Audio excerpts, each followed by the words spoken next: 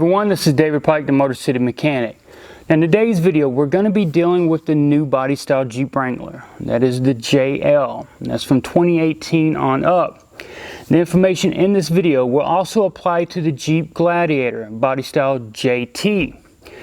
And what we're going to be covering is how to get the transmission out of park if we ever have a failure of either the battery, something with the electrical system, or maybe even something with the transmission. Because there's always going to be that chance that it needs to be towed or you need to get it out of the road. And that's what this video is about, so make sure to check it out.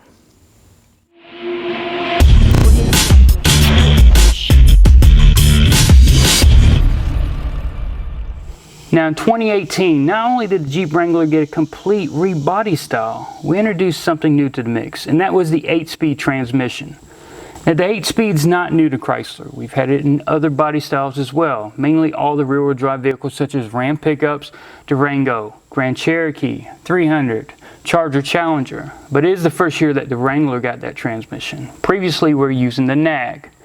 Now, if you've watched my other videos, you know that there's something unique about the 8-speed transmission, and that is that it's fully electronically controlled, meaning there is no cable going from whatever shifter mechanism you have in your vehicle down to the transmission. It's all electronic.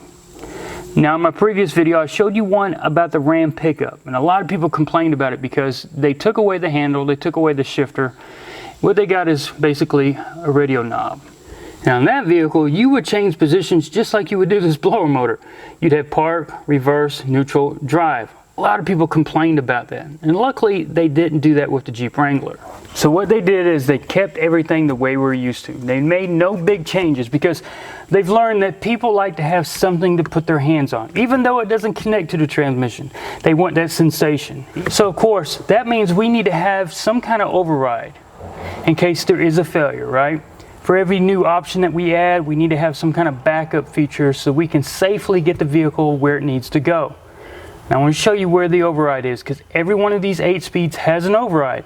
The thing is, where is it located? Now in the Jeep Wrangler, the access panel that we need to remove to get to the override is located right at the front of the shifter. There's not a lot of room to work. Just look between the shifter and right here where that dash panel is. Right here there's going to be a plastic panel that we need to get access to. And we need to find something flat that we can actually wedge in here to pop that trim cover off. Grab whatever you've got. If it's a set of keys, anything that's flat, I've got a pocket screwdriver. That's what I'm going to be using.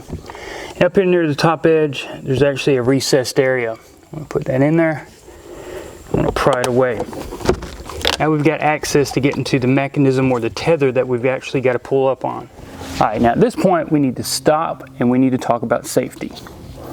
Remember, the whole purpose for releasing the parking mechanism is we want the vehicle to move. But we need to control this movement because I don't want you to hurt yourself or somebody else or damage any property.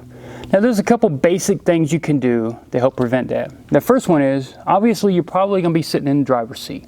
You've got access to the brake pedal. Put your foot on the brake pedal. The other thing that we can do is actually pull up on the emergency brake or e-brake, whatever you want to call it. Just pull up on it. Lock it in place. Third thing you can do to really be safe is wedge something either under the front or the rear tires. Grab whatever you've got in the vehicle or something you can find around. Whatever is going to prevent it from rolling. Now of course, once we've got the park override released, we're probably going to have to get out of the vehicle. So you're going to be releasing your brake pedal, but we still got the e-brake. We still got something wedged under the tires. So make sure you follow that. Whatever you do is your business. But I want to go ahead and put that out there. We need to be safe. So let's go ahead and get back to releasing the park override. So now that we've got the safety talk out of the way, what I want you to do is we're going to reach inside that opening that we removed that panel from. And inside you're going to find an orange colored strap or tether. And it's got a loop on it. What we're going to do is, now that we've got the brake supplied, everything's ready to go, we'll actually pull up and towards the driver's side. And you want to listen for a click. That click lets you know that it's latched and now the cable is released. So at that point we can now move the vehicle. Now once it gets to the repair shop or gets off the side of the road, whatever you're doing, you need to release it again. You need to re-engage the park. Now the way to do that is you just pull back, that releases it, and go ahead and slowly let go. And as you can see, it works its way back inside that cavity. Now what we got to do now is just tuck that tether down in there, find the cover, and snap it back on. So hopefully you learned something new today, and hopefully you never have to use that override. But if something happens, you'll know exactly what to do. Now remember, this information is identical for the Jeep Gladiator, the JT body style. Also, it should be in your owner's manual if you can find your owner's manual. If you liked the video, please make sure to give it a big thumbs up on YouTube. Don't forget you can find me on Facebook, Twitter, and Instagram. And if you got any comments or suggestions about anything you saw in today's video, or anything Chrysler, Dodge, Jeep, or Ram, you can do one of two things. You can either leave a comment below, or you can email me at david@motorcitymechanic.com. If this is the first time you've watched one of my videos, please make sure to hit the subscribe button and that bell icon as well, so that you get notified when new videos such as this get uploaded.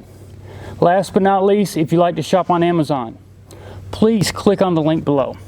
Make that your homepage for Amazon, and anything that you buy on there will help support this channel. Once again, everybody, thanks for watching.